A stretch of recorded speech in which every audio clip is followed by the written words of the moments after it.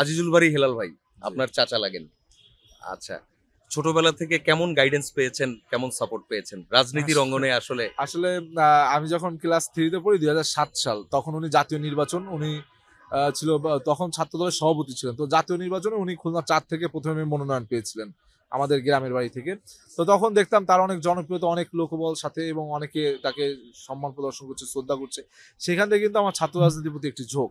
কিন্তু আমি আমার শিক্ষা জীবনে কখনোই আমার পরিবার চায়নি আমি ছাত্র রাজনীতি করি। আমি আচ্ছা, পলিটিক্স এর সাথে আ যুক্ত হই, এটা আমার পরিবার কখনো চায়নি। এমনকি বিশ্ববিদ্যালয়ে ২য়, ৩য় বর্ষ পর্যন্ত তারা আমাকে সর্বোচ্চ চেষ্টা করেছে আমি যেন রাজনীতি বিমুখ হয়ে যাই। রাজনীতি যেন আমি রাজনৈতিক চর্চা যেন না করি, অ্যাফিলিয়েটেড না হই। কিন্তু আমি সকল বাধাকে উপেক্ষা করে আমি স্কুল জীবনে ছাত্রদলে মিছিল করেছি। যখন মিছিল করতাম আমি পালিয়ে, পালিয়ে মিছিল করতাম। যাতে আমার বাসার কেউ না জানে। খুলনা মহানগর ছাত্রদলের সাথে আমি মিছিল করতাম। এরপর সিটি কলেজে গেলাম, সেখানেও পালিয়ে, পালিয়ে মিছিল করতাম। পরে নিরাপদ সড়ক আন্দোলনের সময় যখন রাষ্ট্রদ্রোহ মামলা হলো, তখন আর পালানোর কিছু নেই। সবাই জেনে গেল।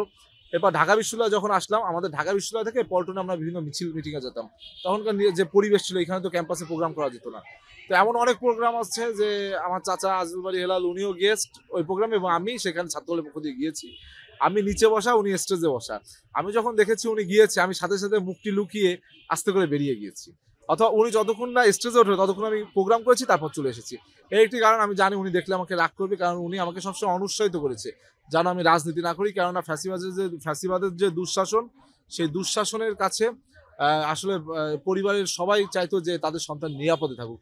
তিনি হয়তো অনিরাপদে ছিলেন, কিন্তু চেয়েছেন যে তার সন্তান, তার ভাতিজা হিসেবে আমি নিরাপদে থাকি। জি। তো এইখান থেকেই কিন্তু একটি প্রতিবন্ধকতা তৈরি হয়েছে। এমনকি এই ডাকসু নির্বাচনে আমি যখন মনোনয়ন পেয়েছি, পাওয়ার পর আমার পরিবারের মানুষ একটু পজিটিভ হয়েছে আমার প্রতি।